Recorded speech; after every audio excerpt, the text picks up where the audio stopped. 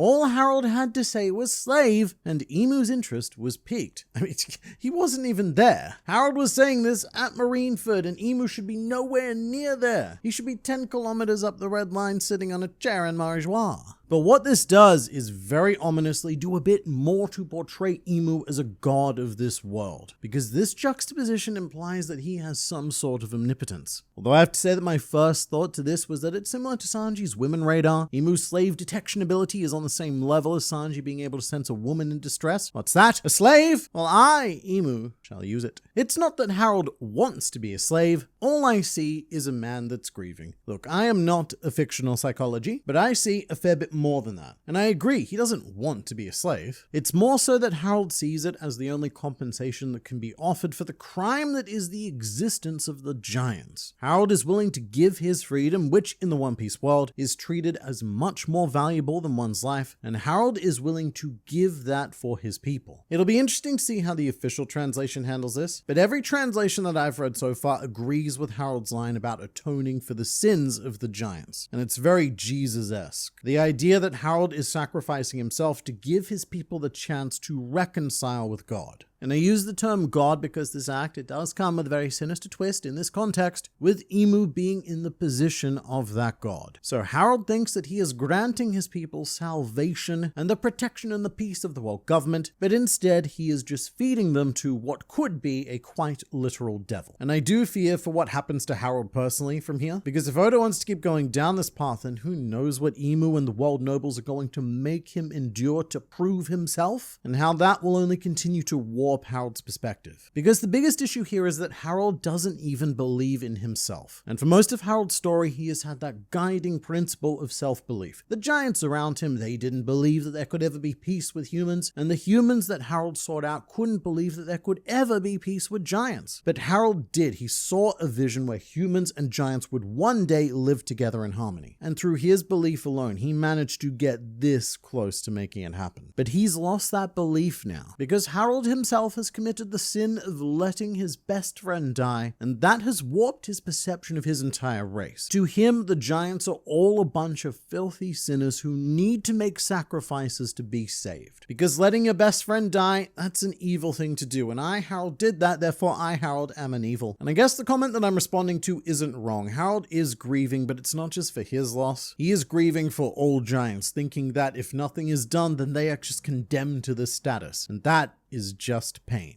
As always, the key feature of this flashback is pain. History is always a somber topic, knowing all of the things that happened without any ability to change it, until now that is. As we can now go back in time and change history with the sponsor of this video, FableVerse, and keep watching until the end for a chance to win a $100 Amazon, Steam, or Crunchyroll gift card. But FableVerse is a platform on Voice.me where you can instantly hop into immersive and interactive stories, featuring characters from all across the anime spectrum like Luffy, Zoro, Sanji, Nami, all of them. And now you can even make your own with the character creator feature. Create anyone from anime icons to gaming legends and even your own completely original creations. The creation process is incredibly simple. Just describe the character you want to create, including their name, personality, gender, and vibe, and then choose one of 3 images that FableVerse provides, and bam, we now have a seductive Senin Tsunade, who you can plonk into any scenario, chat with, and they'll even send you personalized selfies by clicking C. And the only real limit on this feature is your imagination. Plus, if you're especially proud of your creation, then you can also share it with the world. And please do go ahead and create any character and send at least 8 messages in the character chat for your chance to win one of 5 $100 gift cards. Just make sure that you're logged in so your entry counts, and you'll find the link to the character creator in the description below.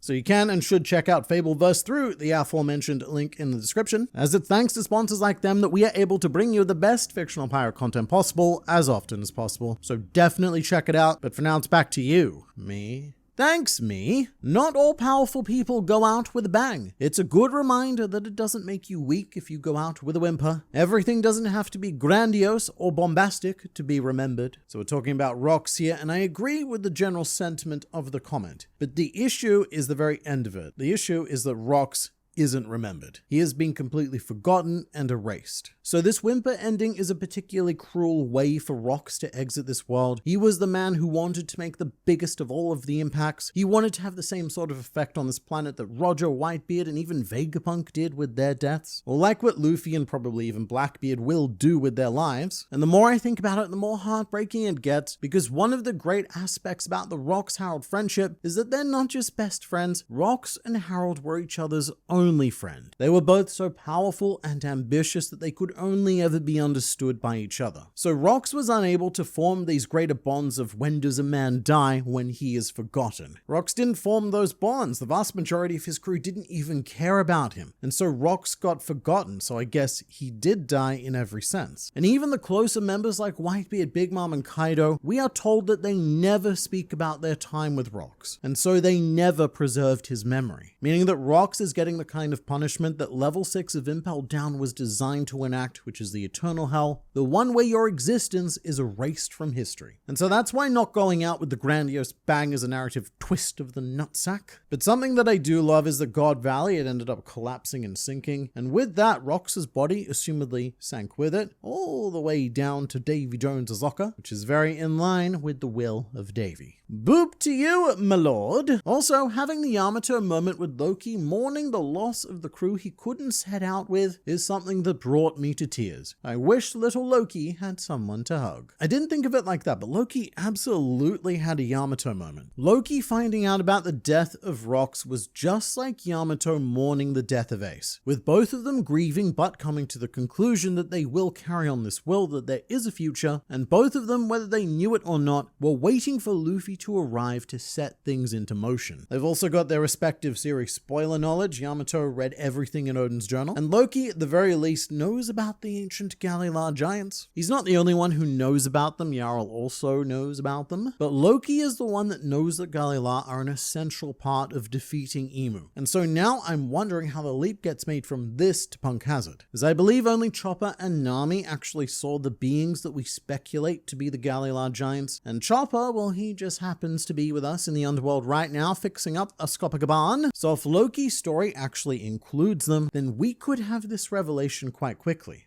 Did Morley make a cameo in this chapter? Right, this is why I make these videos, because even I completely missed this. I think it's because I was so engrossed with the pain of Harold. But in this panel, we have a couple of beaten up giants, and the one on the left, mate, it does look suspiciously like Morley. I don't think it's 100% guaranteed that it is, but Morley doesn't have one of those more generic Oda background designs, so it would have to be a pretty big artistic coincidence if it isn't. So we're still at 38 years ago right now. That means that Morley escaped Impel Down at least 62 years ago, could be more. And being a former criminal, sure, it might make some sense for Morley to be causing humans some trouble. It's not as if there's a revolutionary army available to join yet, but if this is Morley, then it's also probably pre-Okama Morley. And I suppose that this Okama business may have been an inner journey that was embarked upon after meeting Emporio Ivankov, who is still a child at this point. Something I love about this chapter is how Garp essentially says that he will be a guard dog for the people at the bottom. Is this why he dresses himself and his ship up like a dog? So a couple of things here. Firstly, I'm sorry to hear that you love this because this is a mistranslation. This does happen sometimes when the fan translation sacrifices accuracy for better sounding dialogue, whereas the official translation often does the opposite. They sacrifice natural sounding dialogue for accuracy. And in this case, the same thing happens with Sengoku's line about barking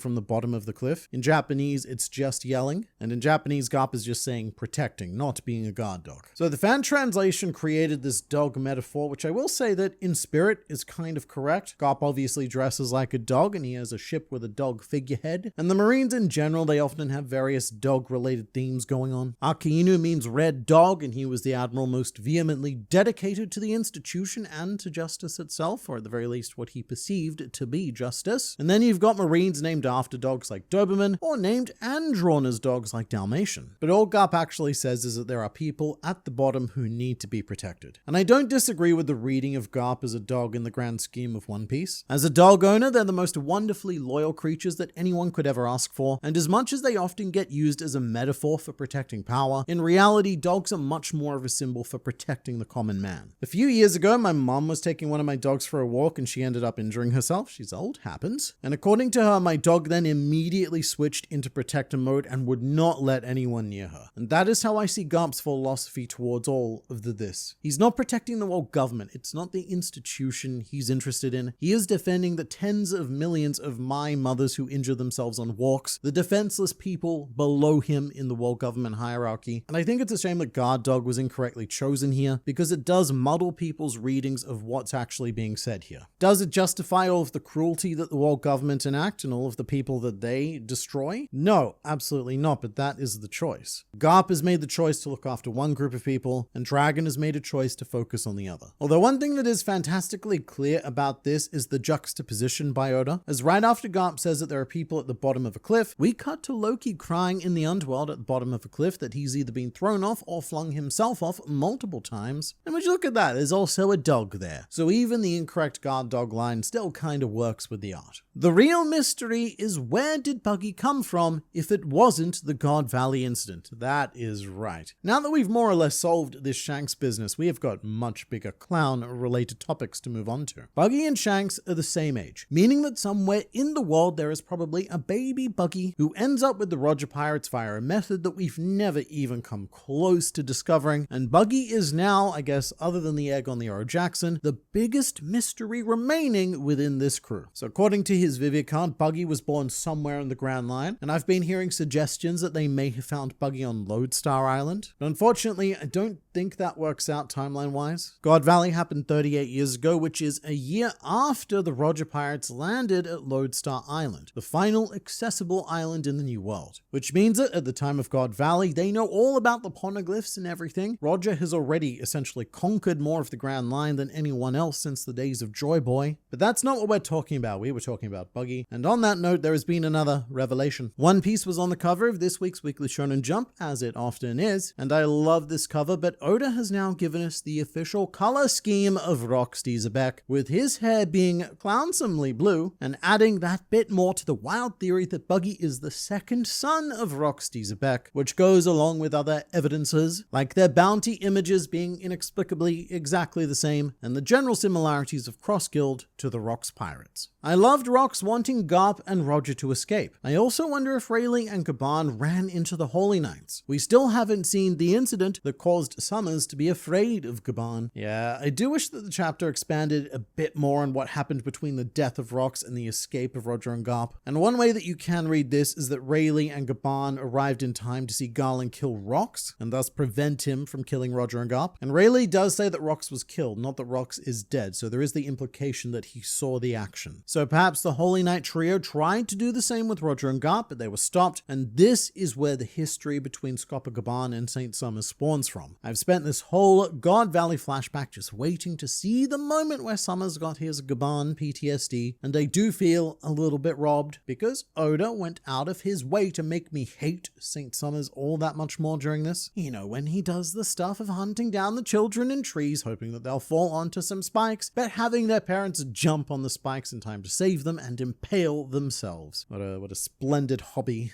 And yeah, it was nice to see Rayleigh deal with Summers, but mate, this guy, he deserves so much more. And yeah, sure, he'll probably get it in the actual Elbaf arc, but it does feel like there's a piece missing with Gaban and Summers, and who knows, maybe their encounter wasn't on God Valley, and it'll happen at some point in the future from the past. Now I want to know what happened to Eris. A mother surviving in a flashback is not something I would ever expect. Eris did indeed survive. We see her arm gripping Little Teach. Here's the thing though. Eris is in a particularly unfair situation, as unless Oda chooses now to unload this information, Eris will also be part of Blackbeard's inevitable flashback. And what are the odds of a mother in One Piece surviving 2 flashbacks? Not good at all. But yeah, standard Blackbeard mother topic discussion disclaimer here. Eris could still be alive in the modern day, because that was the original plan with Blackbeard. Ace was going to find him on Banara Island, and he was going to be all shocked because there's Blackbeard's mother and his 2 sisters as well. So there is still the potential that Eris exists today if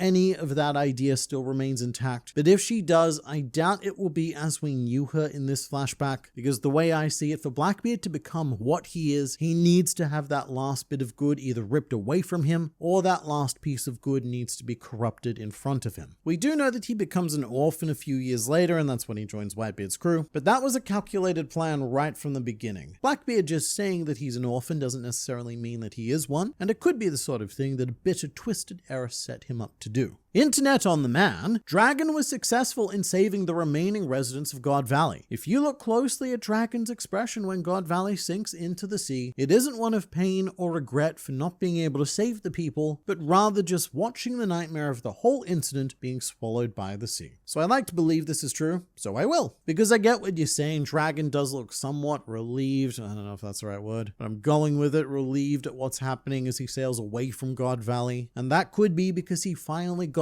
that win he was looking for and managed to save some lives. I don't know if I'm thinking about this too darkly, and Oda, he may never address this, but there is no way that the world government just allowed those citizens to live. It may be possible that Dragon commandeered the ship with the power of gun and dropped them off somewhere right before he got captured, so now they're all scattered, and maybe there's a whole ton of God Valley survivors that aren't Kuma survivors just waiting out there, and maybe some of whom are even original Revolutionary Army recruits. I just have a bad feeling about them because Dragon, he's had a pretty rough run in this flashback, and every bit of good that he thinks he's doing gets taken away from him, or at least that's how it looks from his perspective. I get the feeling that Chopper is still with Luffy listening to this story, and while he's fixing up Scopper, he will be told to fix Loki's eyes because they're bandaged. That's the way Loki will say yes to joining the Straw Hats, because Luffy and Chopper will see his eyes and be like, yeah dude, you have eyes,